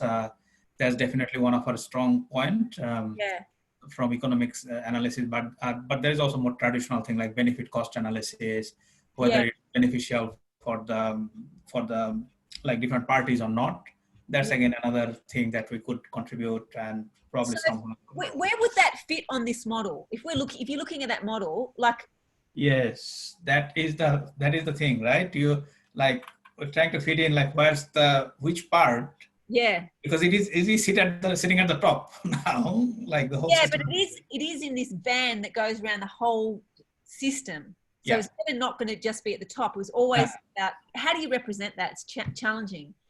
No, that's fine. It's visually very nice. Like just from operational perspective, like so. I would think that when you have there are a couple of parts. One is that fertilizer end use.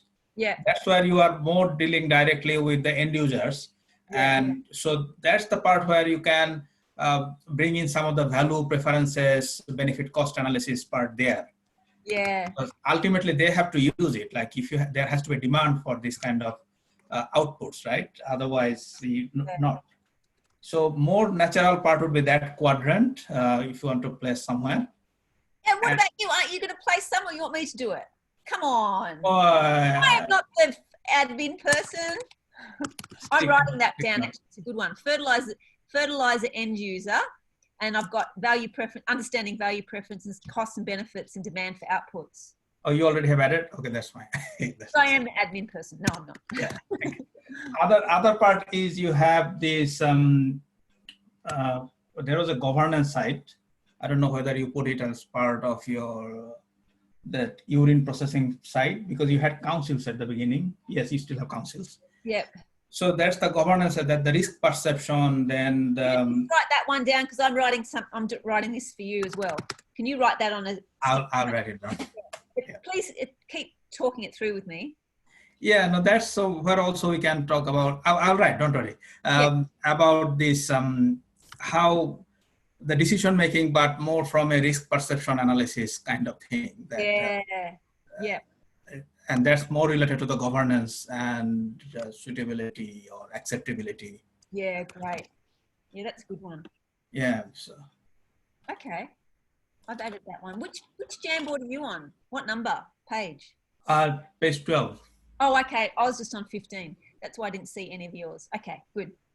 Should I go to page 15 then? Okay, I'll go to. Why did you put economic viability, social acceptability, regulatory compliance, safe nexus? No, I haven't typed anything yet. See, I think that might be Jim Smart. Could be, yes. Yeah. It's interesting, isn't it? Like sitting in the breakout rooms, I can actually see that people are talking about the same thing, so we actually know we're on track. Mm. Yeah, it's interesting, isn't it? Yeah. Yeah. So is the deadline, we have only two more months? Is that the thing? Yeah, that's right. It's actually a month.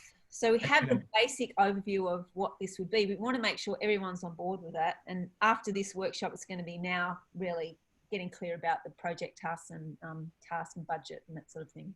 And the proposal is still 10 pages or? 150, I think, altogether. Altogether. Yeah. But the main proposal, it's more 150 or? Yeah, I think it's 150. Okay. So we have lots of. Viggy? Hello, is that Viggy? On the, who's joining us? Can you see the person joining us? Say it. I can see Saravan. Yeah, it is VG. Yeah. Oh, hi, Viggy. Good to see you. I'm sorry for being late, because I had a meeting with the one professor in Newcastle. Yeah, sorry for it. Oh, no problem. We actually are getting close to having to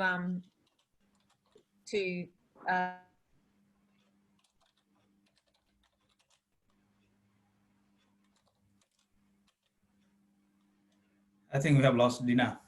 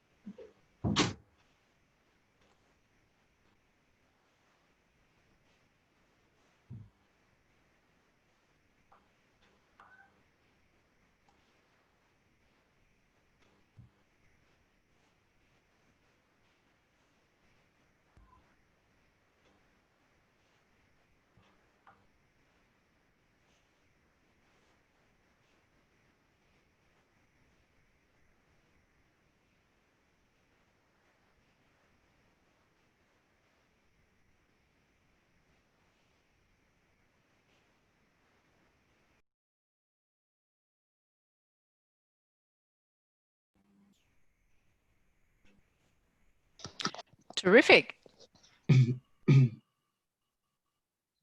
Sorry about the folks. What I should have done was to say go to slide 11 and then you'll find the the second round of slides. So sorry, I forgot to tell you it's the back end of the pack to look for. Hopefully enough of you found them. What we've got now, Dina, I think is I don't know, 5-7 minutes for people to feed back about the conversations that they've been having and what stood out for them from that conversation. That's right. Yep. Yeah, about 5 to 7 minutes.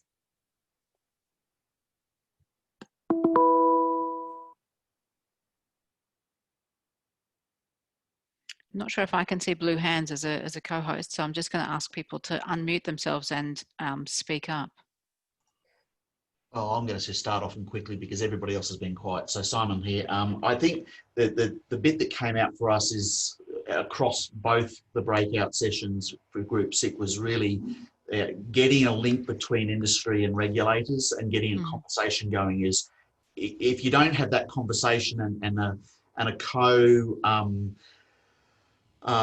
interest in taking this forward, you end up with the constant battle or whatever. The one side wants to do something, one side doesn't want to do something. The computer says no, or this is all too difficult. We've just got to move forward because we've got to make money, and for it to succeed, you really need to be able to bring those groups in and everything that was being asked about, you could bring it back probably to that. I hope I'm not saying too much about from others, but that's the way I thought it came out. If you can get those collaborations and partnerships, you probably can move forward a lot quicker than if you didn't. Great ideas, but unless you've got those. Yeah, that's exactly right. So it's great that those conversations are happening at the breakout group level.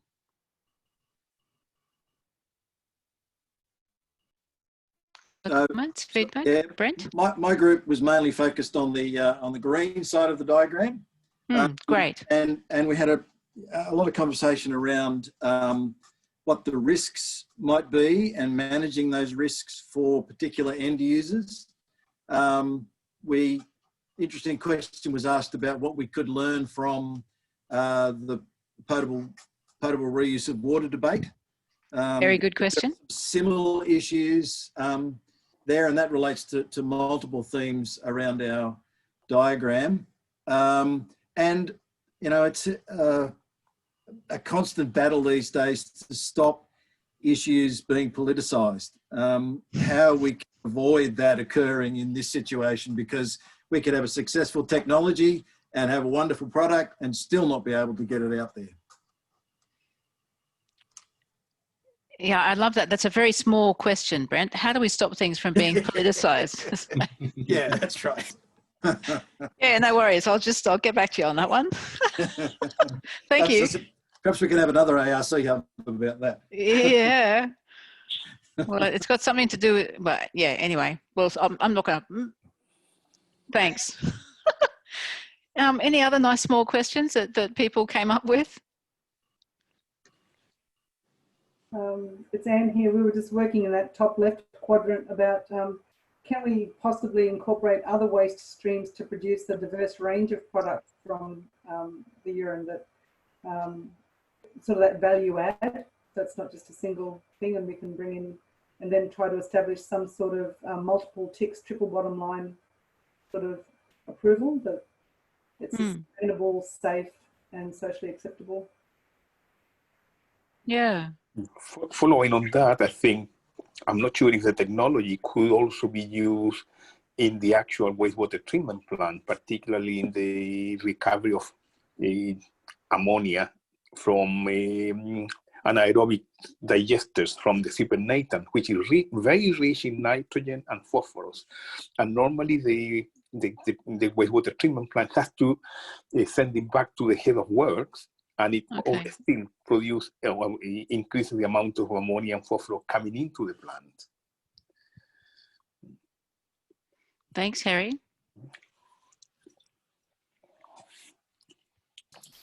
Other comments around the social institutional?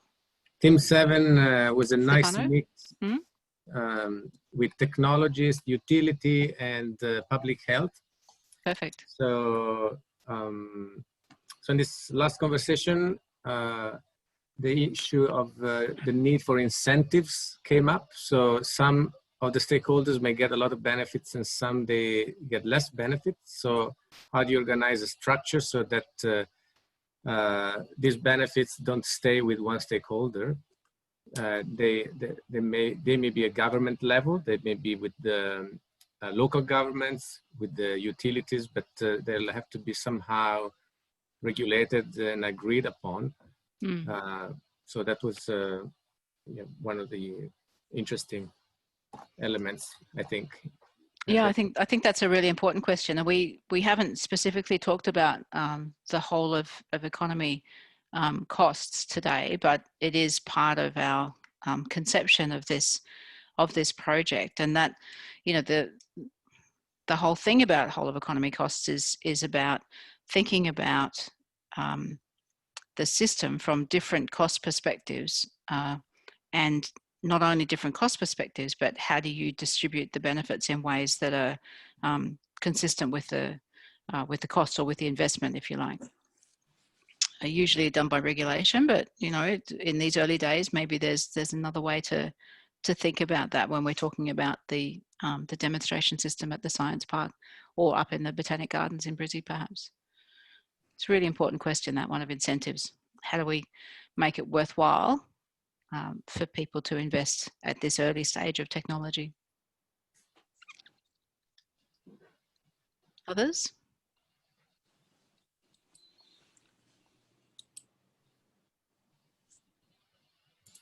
Cynthia, I had a comment that I'm not sure which quadrant it goes in, if it goes all the way around. It's just being cognizant of equity, you know, that technologies that are just beyond the reach of many people, and whether it's the benefit. It comes back to that realised benefits, that we're not setting up to only benefit certain. Yeah, it's a really great comment, Anne. And certainly the Laufen toilet is a high-end piece of equipment at this stage. But what's really important about it is about that toilet is that there are two entities involved in it. So there's one entity who hold the patent, who actually did the design, and then Laufen are the producer. So there's potential for others to work with the designer to produce other toilets. And what's really powerful about having a high-end toilet in this next generation is that you shift perceptions about what's acceptable by entering the market at that high end rather than entering the market at the low end or the quirky end kind of thing. So there's real transformation power that comes with having that Laufen product. And yeah, great comment about that's not where it ends. Yeah, thank you, Anne. Other comments? Last one.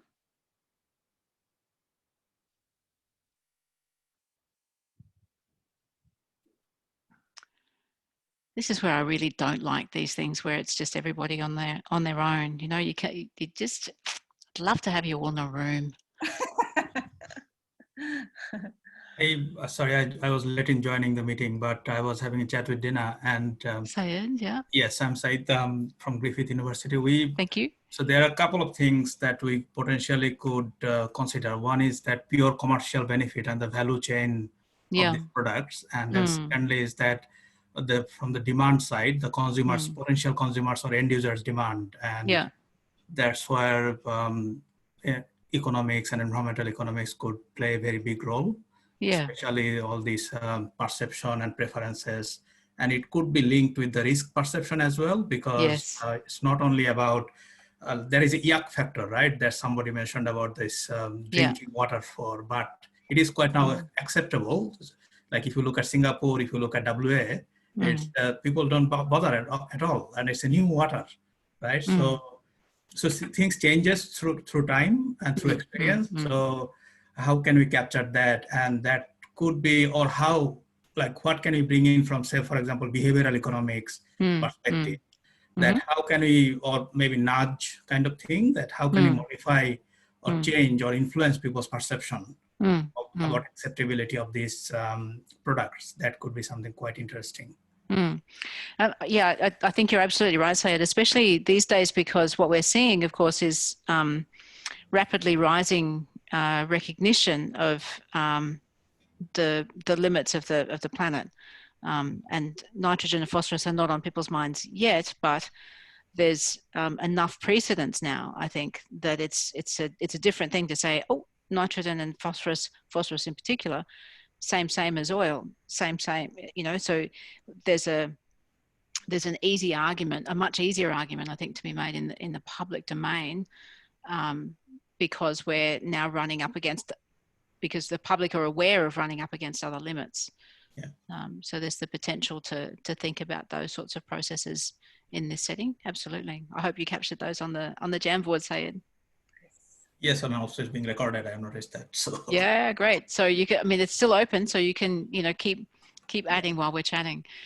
Dina, shall I pass back to you? Yes, we've got 5 minutes to go, so I might just share my screen. I don't think we have many slides left. No. But really just a wrap up of the timeline. Did I want to hand that over to Sean? Thank you, everybody. So this is the next step we want to go. So we want to collect all the information from Jamboard, our discussion. Also, we have recorded this workshop. So if you want, just let us know. We are happy to share, but it's not publicly available because there are many discussions which may not be possible to share. So just let us know. And we will give all the information to everybody. So Dina will send the email follow-up, and then identify industry research demonstration activities. So you can have a discussion together with us. We have a good team, and then just to let us know industry what kind of activity you want to develop from this industry hub. So we are happy to open for discussion and meeting. Also proposal, we are preparing. Stefano is working very hard. And then we will share our draft proposal as a partner investigator. And you can give us feedback to improve our proposal. Also, we need an industry supporting letter. So just a very simple 1 page and 2 pages. This is not binded. So just a simple letter for your industry introduction. And what's the activity and 1 paragraph, and then what kind of cash and in-kind contribution so you want to put in this program. So 15 October. And project proposal will be finalized 20 October. So we want to submit end of next month. So funding outcome will be released July 2021 next year. And thank you for your support. And then looking forward, working very hard next to 1 month, and then make this happen. Thank you. Thank you very much. Right. Cool. Thanks, Sean. Thanks, Sean. Good Thank job. you. See you, everyone. Thanks, Thank you, everyone. Sean. Thanks, everyone. Not yet, not yet. It's not finished yet. So Dina, we still continue. Where's everyone going? Sorry, Dina. No problem. So I think, Cynthia, you want to have just one wrap up or some final comments before we leave?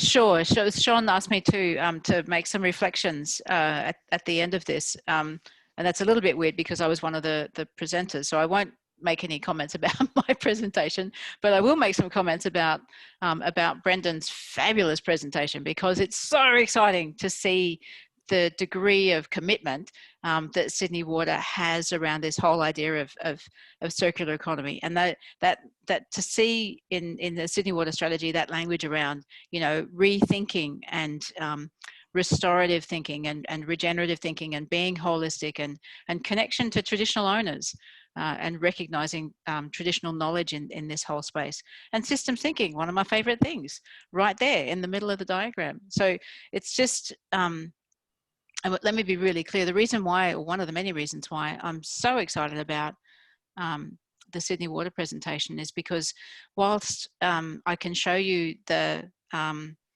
little bottle of goodies from the Swiss, they don't have a Sydney Water in the tent with them. So that bottle comes from the good researchers of AWAG. The potential that we have is very different because it's all about the potential for scale up. And the reason why we've got that potential for scale up is because of all of you who are here, and because we've got Sydney Water as a strong supporter, Urban Utilities as a strong supporter, other utilities, and a bunch of other key players in this whole urine diversion ecosystem, if you like. So what's really powerful for me out of today is that is the starting point of everybody who's in the room. Gives us enormous potential for success here, I think, and it's very exciting to be part of. So thank you. You can actually all go now. Thanks, Dana. I just want to say thank you. Thank you as well for the opportunity. So thank you. Yeah, cool. Thank you. Okay, thank you. Thanks, Bye-bye now. Thanks, folks. Thanks, everyone. Great presentation. Bye. Bye, everyone. Bye.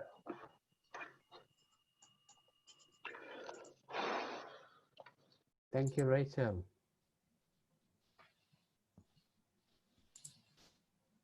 Thanks, Sean. And Dina, I just sent you a message as well on the chat. Not sure if you just saw that.